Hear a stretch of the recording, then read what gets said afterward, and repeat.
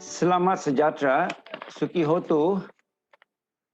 Contrary to the belief that religions do not play a role in ecology, a group of learned Muslims and Buddhist friends got together to organize this Islam Buddhism Eco Dialogue. In short, it is known as IBED.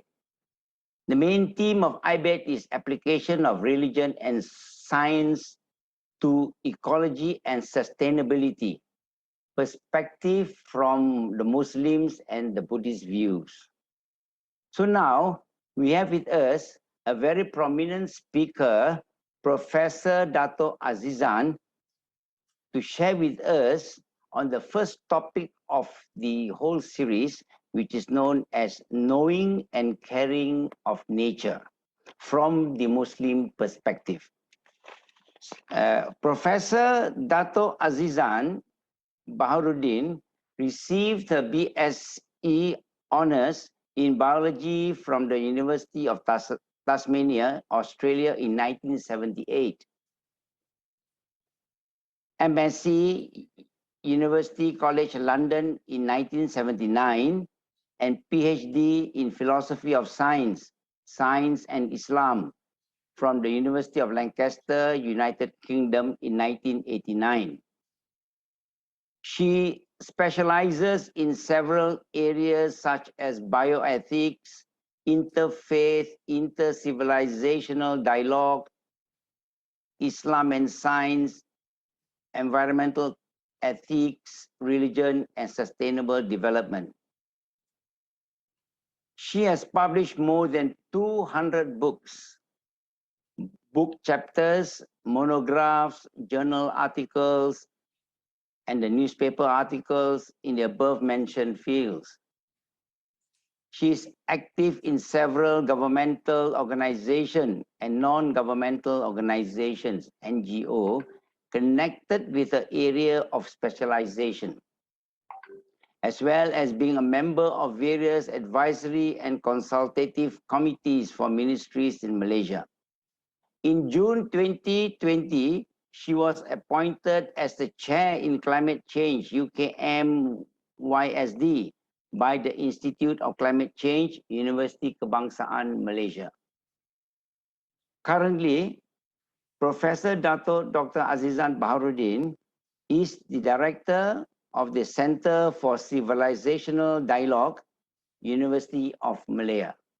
So can you give us a brief outline of your talk, subject, knowing and caring of nature, which you will be presenting in January, year 2022. Over to you, Professor Dato. Thank you very much, Brother Mr. Tan. Bismillahirrahmanirrahim. Assalamualaikum warahmatullahi wabarakatuh. Greetings to all of you. As a Muslim, it is a well-known fact that we begin almost all of our actions by reciting Bismillahirrahmanirrahim, which means in the name of Allah, most compassionate, most merciful. The very first chapter of the Quran, which is the Surah Al-Fatiha, highlights this and the fact that Allah is the sustainer of the worlds, that is Rabbul Alameen. And his sustenance is once again based on his mercy and compassion for everything that he has created.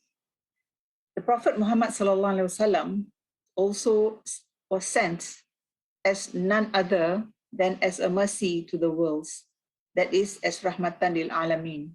And this is stated in the Surah Al-Anbiya, verse 107. Therefore, to be a true Muslim, one must be merciful and compassionate to the extent that is humanly possible. Anyone who is not sensitive to the sufferings of others, humans as well as non-humans, is deemed to be not a true follower of the Prophet Muhammad sallallahu alaihi wasallam. The Prophet also said that none of you will truly believe until you love for your brother what you love for yourself. And this is Hadith Al-Bukhari. And other hadiths also refer the same love to be extended to all creatures in nature. Today, scientific calculations have shown that the existence of the universe is based on the contingency principle, which means that its existence and its running in an orderly manner according to the laws of causality which, if not disturbed, will leave it in a state of balance or mizan. This mizan is fundamental. Is a fundamental manifest.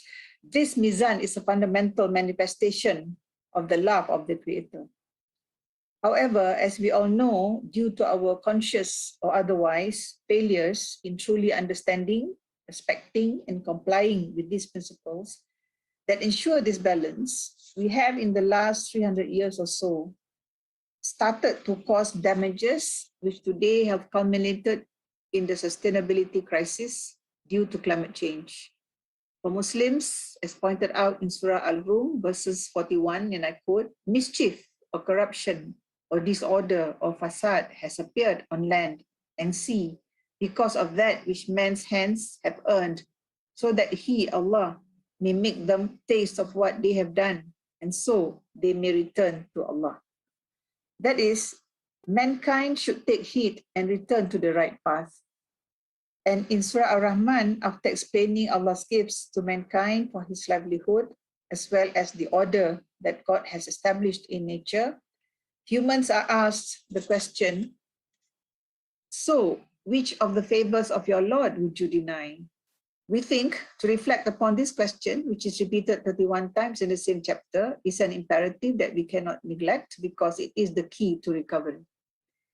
As implied by Surah Ar-Rum, verse 41, which we have described earlier on, Allah, the Merciful, the Compassionate, or Ar-Rahman, Ar-Rahim, has not abandoned us. He has merely allowed us to taste of the effects of our failures, which can be verified by the scientific data available today. In other words, it is our duty now to start living in harmony once again with the rest of creation or nature who have submitted to the will of the Creator. Their fate now, in fact, lies in our hands. We are the vicegerents, the Khalifa, the guardians of the planet with its myriads of organisms, as well as the bountiful resources. As people of faith, we are the conduits of the Creator's love and mercy. Let us not let the flow of this love, or rahmah, which is the engine of al-mizan, or balance, stop to return to the earth, to us, and to our future generations. Let us stop the overexploitation and abuses of the earth's resources and work within its limits. Let us renew our pledge as stated in the preamble of the Earth Charter, and I quote, we must join together to bring forth a sustainable society globally, founded on respect of nature and fellow humans, economic justice, and a culture of peace. Towards this end, it is imperative that we declare our responsibilities to one another, to the greater community, as well as to our common home, which is the planet Earth.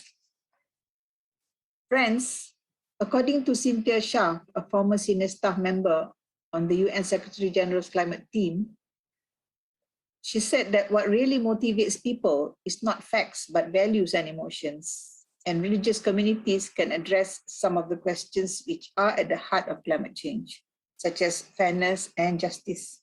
So many faith groups already advocate environmentally friendly behaviors as part of their core values, such as living with fewer material luxuries, saving water, etc. Following the spirit of the Earth Charter, for example, the Alliance of Religions for Conservation has noted the fact that many investments and funds that are generated through religious organizations are already supporting investments that are not injurious to the planet, but on the other hand, are helping to revive the planet and sustain it. So examples include renewable energy, sustainable agriculture, and forest protection. So we would like very much to invite all of you to come and join us in this very important conference in 2022, in January 2022, so that we can work together some fundamental programs and important initiatives for us to help what needs to be done to make our planet more sustainable in the future. Thank you so much. Thank you, Professor Datuk Azizan. That sounded very interesting.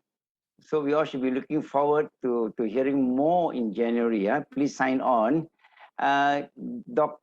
Professor Datuk has also given us a view on the relevancy for survival of mankind on this planet, She has shed light on how to overcome climate change, human predicament on ecology and sustainability.